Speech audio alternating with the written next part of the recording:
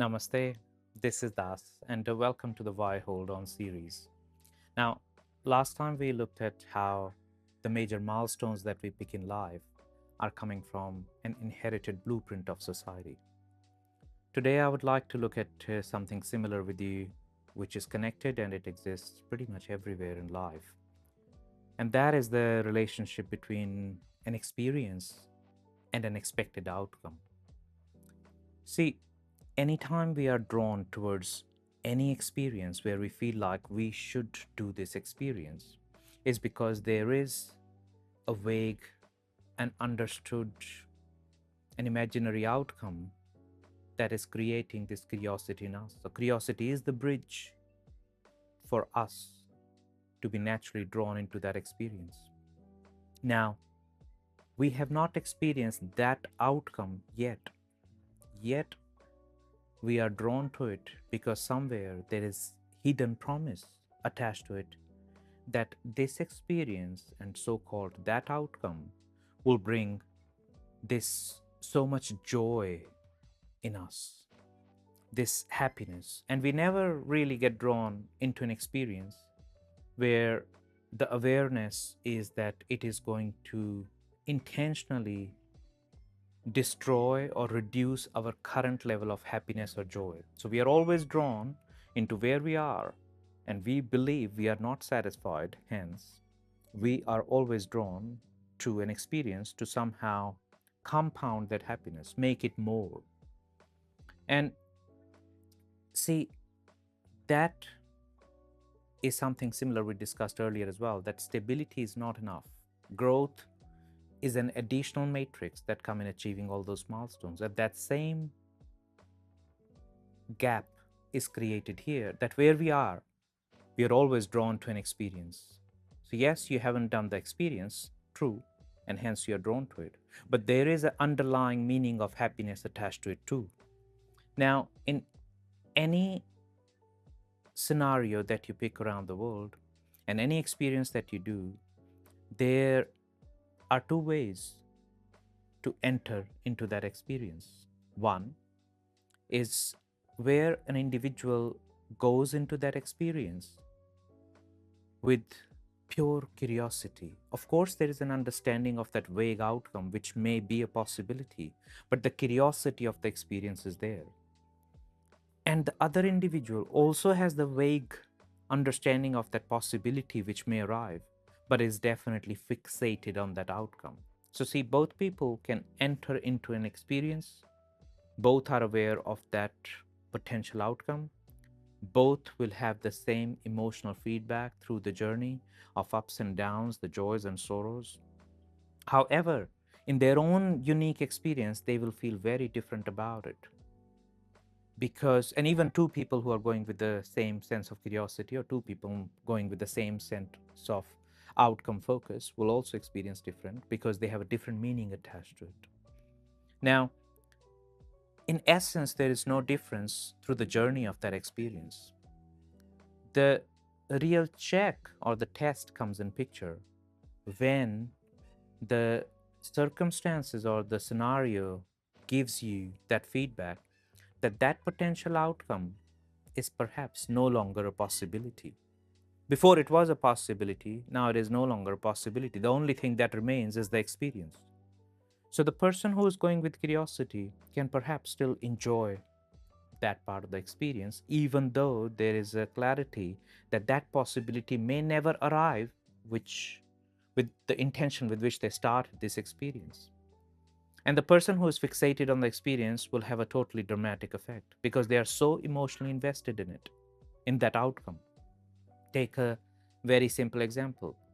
Two people meet, they like each other, they're attracted to each other, so they're naturally drawn to be curious about how this other individual is, how they behave, how they respond, what their ideology is, how they react to circumstances. There is an attraction to it, that mystical nature of the unknown.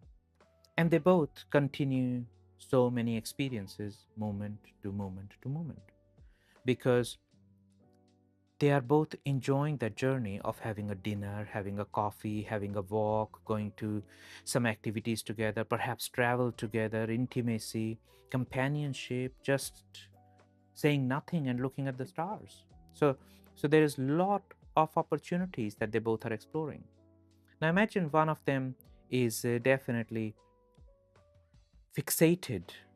I don't use the word attachment, fixated on this idea of having marriage as something that they have attached the meaning of happiness to. That once they get married, they will be truly joyful. That is their goal. And if you push them 20 times, they will come to that point, well, this is who I am.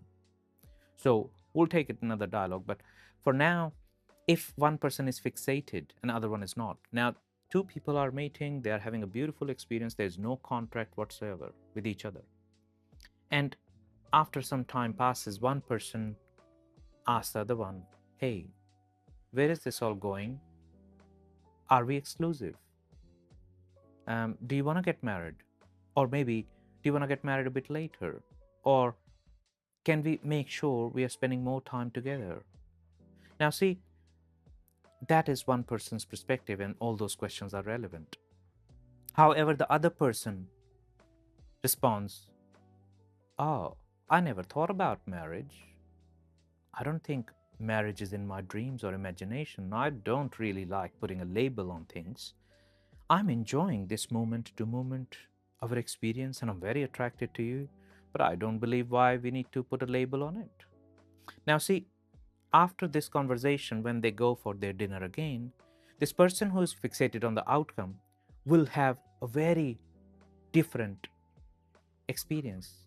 For all of a sudden, their qualitative interaction with that whole experience starts to go downhill. It starts diminishing. All of a sudden, they are not at ease. They are not comfortable with that experience. Leave enjoyment, they are not even comfortable. And the other person who was solely in there for the experience and who was very much enjoying this person's companionship, way of thinking, physical attraction, mental attraction, energetic attraction, they are totally enjoying the experience. Now, but because this first person now no longer is in that experience in the same way that this person was before, the attraction with the other person will start diminishing. And as a result, this other person will also feel that this person is not really who they were and they are now exhibiting a different experience. So as a result, it ruins both their experience. But if they were just focused on the experience, they could have continued for as long as the experience was good. And the more interesting part to question is that the reason why this person questioned about this marriage, the one who was fixated on the outcome of marriage, was because they were enjoying this experience moment to moment so much. The reason for that question to come to the surface was that experience. They had the idea, they wanted to get married, but the experience was the driver. So all of a sudden, that same experience, nothing changed with the other person, that experience diminishes because now they are fixated on the outcome, that expected outcome, and the possibility has died. It is no longer existing. So that is something which we need to stop and observe, that yes, the possibility is there with any experience of that possible outcome, but why and at what point we are attaching not our happiness, but we are demanding that possibility as an expected outcome, and that's where we are fixed, we are fixated.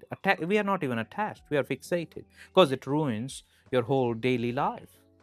You're no longer the same person, you are totally disturbed if that expected outcomes possibility dissolves. See, two couples can get married at the same time. One of them is fixated on having kids, the other one knows that it is a possibility, and if it comes down their way, they will be happy to embrace it. And if it doesn't comes down their way, they'll still continue having great experiences and meaningful time with friends, and going in the waterfalls, in the sunshine, doing everything that the life offers, going to cafes, doing everything that they enjoy and cherish, spending time together because they were there to spend time together with each other. They were not there to achieve any goals. They perhaps got married to celebrate the occasion that, hey, today we feel like that. Now, this other couple who is fixated on having kids, as they discover that that possibility is diminishing, their pain starts to rise, their suffering starts to rise. Now they're going to all these hospitals and all these doctors and all these alternative medicine, and all the prayers come in the picture. Even if they're not religious, they start going spirituality, religious aspect. Nothing wrong, by the way. So we are not, don't evaluate it, just observe that how fixation on an outcome changes the quality of life, and all of a sudden their beautiful partner who is with them in this journey, they both are now going downhill because something that they believed the outcome must arise is not happening anymore.